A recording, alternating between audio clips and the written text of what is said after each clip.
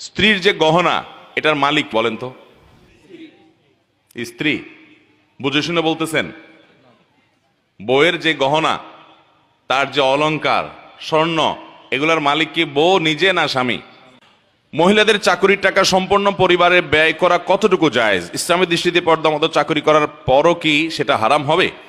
না ভাই, সেটা হারাম হবে কেন? কোনো নারী যদি পরিপূর্ণ পর্দা মেনটেন করে কোনো চাকরি করেন এবং কোনো ব্যবসা পরিচালনা করেন নিজের বাসা বাড়ি থেকে, নিজের অফিস থেকে, সেফ জায়গা থেকে, তার পর্দার কোনো অসুবিধা নেই, তার পার্সোনালিটিতে কোনো অসুবিধা তৈরি হয় না, হ্যাঁ, পর্দার বিধিবিধান মেনে যদি তিনি কোনো চাকরি করেন সেটা জায়েজ হবে।